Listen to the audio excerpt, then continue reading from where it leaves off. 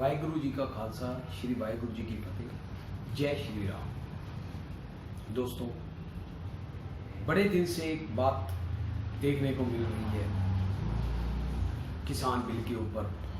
ये कहा जा रहा है कि हमारे माननीय प्रधानमंत्री जी की नीयत में खोट है। पार्टियां दुष्प्रचार कर रही हैं, पार्टियां अलग अलग तरीकों से, गलत तरीकों से लोगों को गुमराह कर रही हैं। आज मैं आपसे निवेदन करने आया हूं। मैं कुछ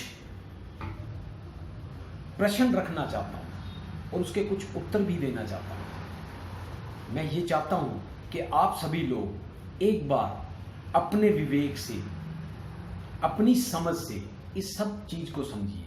मैं बिल के बारे में कोई भी बात नहीं करूंगा, मैं सिर्फ और सिर्फ नीयत के बारे में बात करूंगा।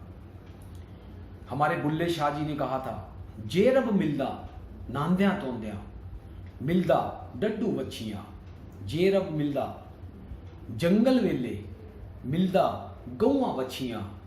जे रब मिलदा चांदनियां रातां, मिलदा काल कलच्छियां।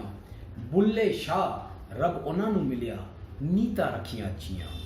चाहे कोई इंसान हो, चाहे सरकार हो, चाहे देश हो, नीतों को अच्छा रखना बहुत जरूरी होता है। जैसे आज दुनिया को पता चल चुका है कि चाइना की नीयत ठीक नहीं है, उसी तरह आज देश को भी समझ आ चुका है कि भारतीय जनता पार्टी के सिरमौर हमारे माननीय प्रधानमंत्री जी की भी नीयत में खोट नहीं है।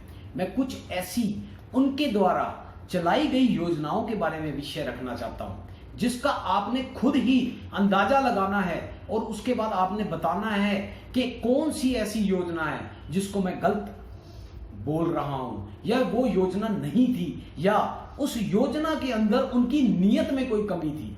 सबसे पहले एक सिस्टम के तरीके से उन्होंने जन धन योजना को शुरू किया, जो कि 2014 में शुरू हुई।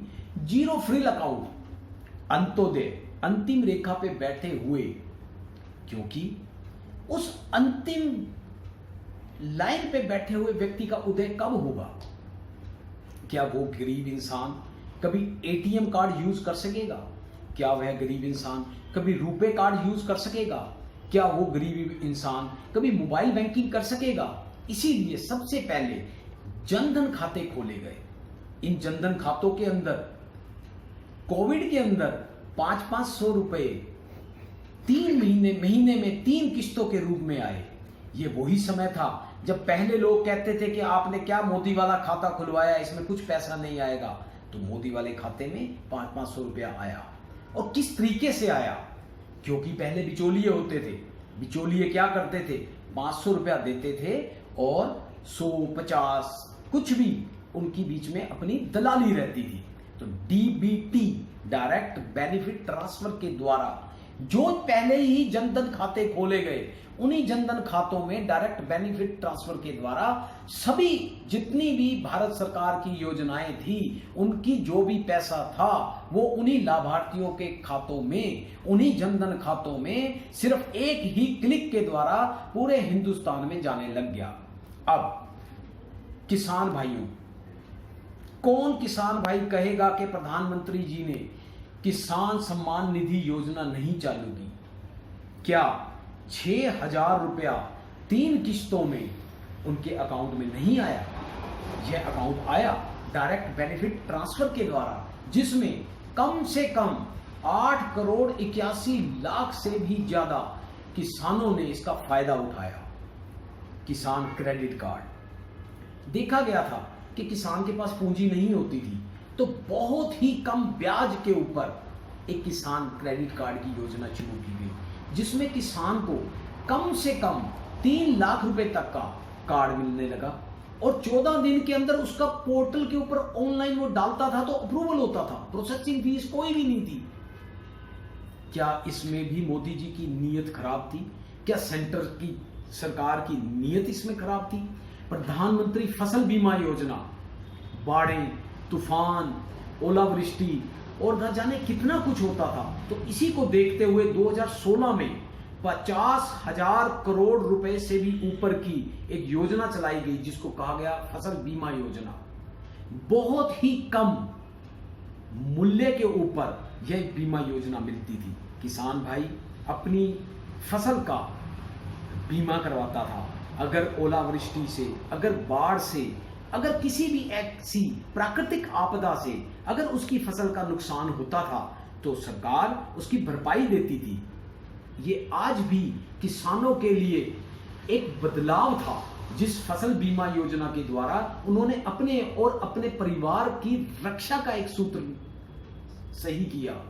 नीम कोटेड यूरिया, हम सभी जानते हैं यूरिया खेतों में इस्तेमाल होती है। यूरिया का बहुत ही बड़ी एक कालाबाजारी होती थी, जिसको कमर्शियल यूज के लिए लोग यूज करते थे। सरकार ने 2015 में आते ही देखा कि ये एक बहुत बड़ी समस्या है, हमारे किसान भाइयों तक कभी भी यूरिया पूरी तरह नहीं मिल पाता। उनके नामों के ऊपर हजारों टन जो यूरिया है वो प्राइवेट लोग उसको खपत कर जाते हैं, क्योंकि धरती की उर्वरक क्षमता को बढ़ाने के लिए नाइट्रोजन की जो परत थी वो कमजोर होती जा रही थी। तो मोदी सरकार ने क्या करा? सरकार ने नीम कोटेड यूरिया इस्तेमाल करा। उसी यूरिया को एक नीम के पानी से, नीम के तेल से उसको कोटेड कर दिया।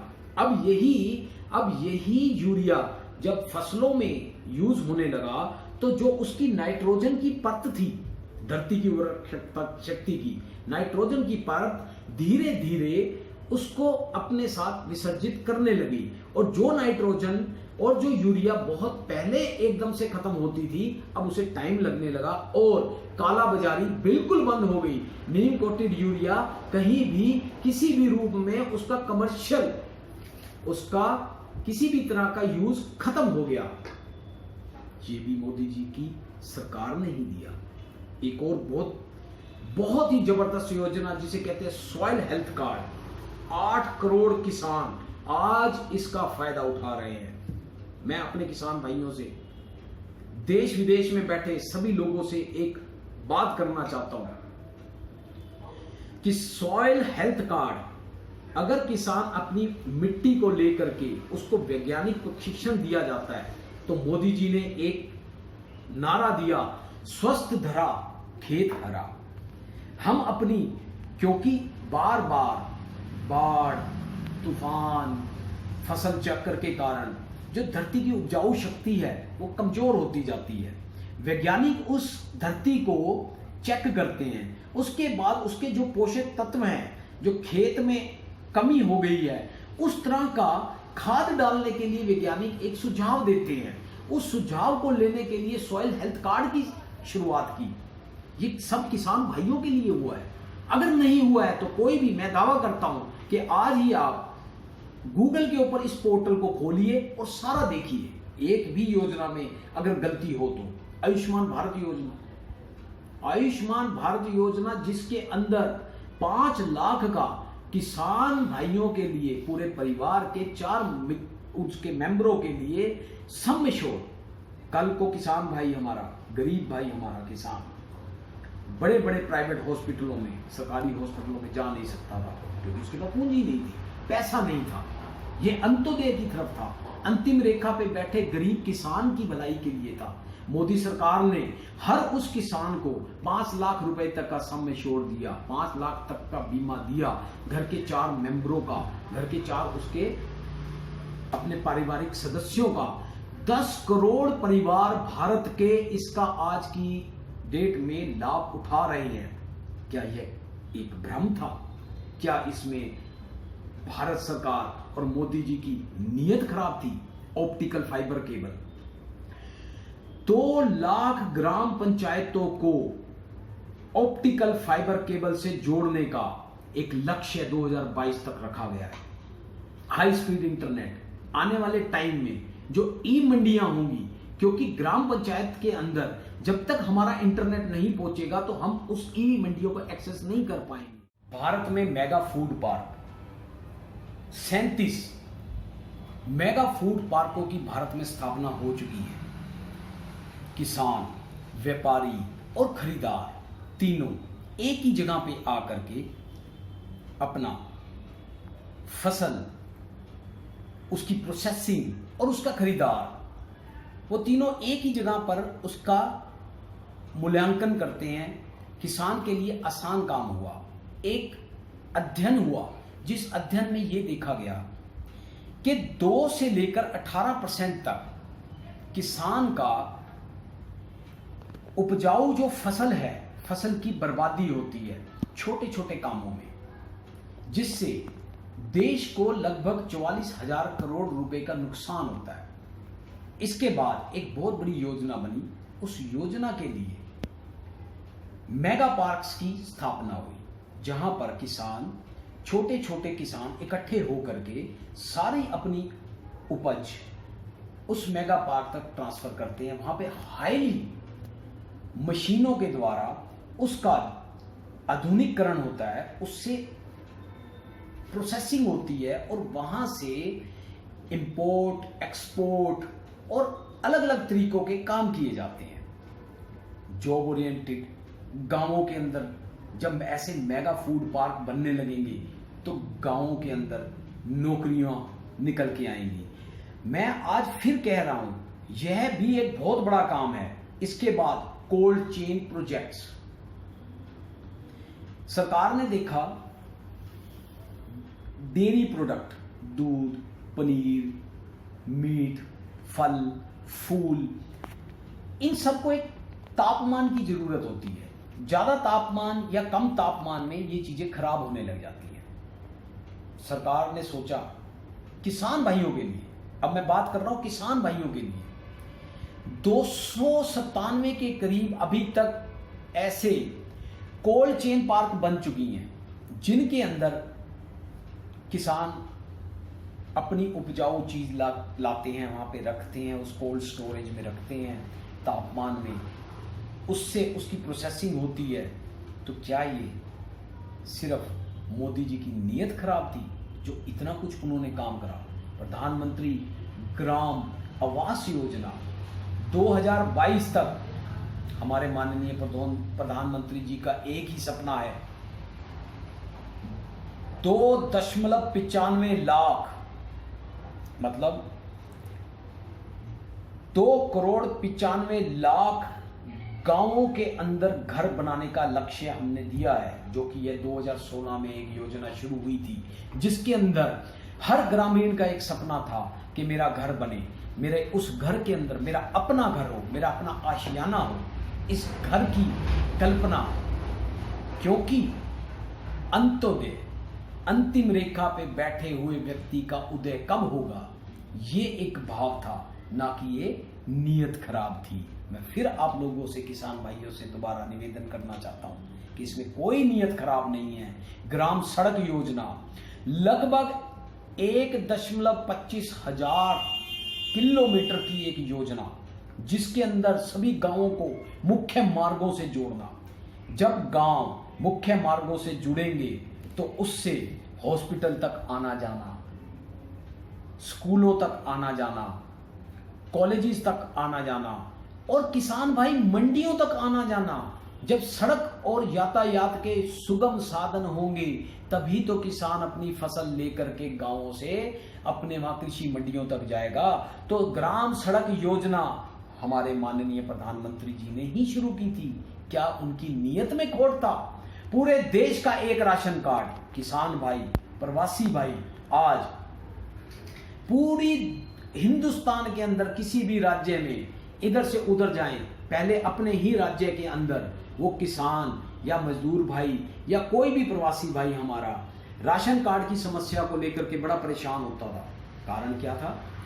क्योंकि सब्सिडी का जो भी अनाज मिलता था सस्ते दामों पे, वो राशन कार्ड की व्यवस्था के द्वारा ही मिलता था। सरकार ने देखा कि जो प्रवासी भाई, जो किसान भाई आज अपने आज की डेट में पंजाब का कोई प्रवासी भाई या किसान भाई कल को कर्नाटका में चला जाता है, तो कर्नाटका में वो मेहनत मजदूरी करता है, तो उसको कैसे सब्सिडी वाला भोजन या राशन मिल सकेगा? तो ये एक बहुत बड़ी समस्या थी। या सपोज करो लुधियाना का कोई किसान या मजदूर भाई, कोई भी लाभार्थी कल को अमृतसर में चला जाता है, तो क्या वो राशन लेने के लिए लुधियाना वापस आएगा? तो तो ये बहुत बड़ी समस्या थी। इसी के लिए one nation one ration card का एक सिद्धांत निकला, जिसके अंदर अभी तक 17 राज्यों में लगभग 60 करोड़ लोग लाभार्थी हैं जो इसका फायदा उठा रहे हैं। और सबसे उत्तम और सबसे मेरी अंतिम बात, ई-नम की सुविधा। ई-नम क्या है? नेशनल एग्रीकल्चर मार्केट, एक ऐसा इलेक्ट्रिक ट्रेडिंग पोर्टल बनाया गया, इलेक्ट्रॉनिक पोर्टल, जिसके अंदर कम से कम 585 मंडियों को, 114 वस्तुओं को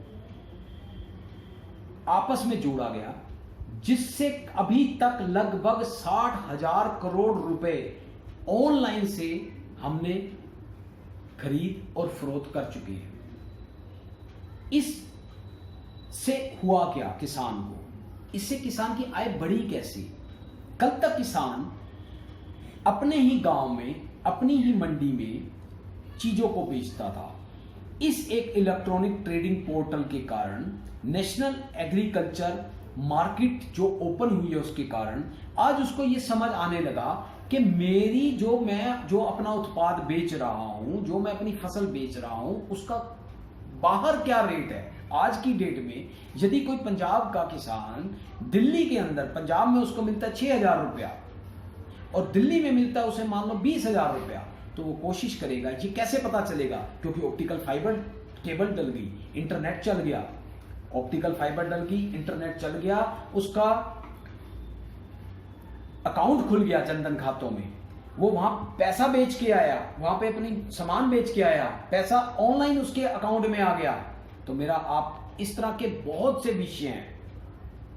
मेरा आप सभी भाइयों से एक ही निवेदन है, एक बार फिर दोबारा से बहुत ध्यान से आप किसी की भी बात में, किसी भी संगठन, किसी भी पार्टी के बहकावे में ना आए। सिर्फ मैंने जो ये योजनाओं के बारे में कुछ बताया है, अगर इसमें से एक भी कोई योजना गलत है तो आप मुझे बताइए। आप भारतीय इतिहास के अंदर ऐसे देवता पुरुष के ऊपर यदि आप विश्वास नहीं करते और कम से कम नियत के ऊपर किसी के भी खोट ना लगाएं। बाकी मैं उम्मीद करता हूं इस वीडियो के रास्ते से आप लोगों को मैं जितना भी समझा सका। कभी भी कोई प्रश्न हो, कुछ भी हो, तो आप मेरे को सीधा फोन कर सकते हैं। बहुत बहुत धन्यवाद। जय श्री राम।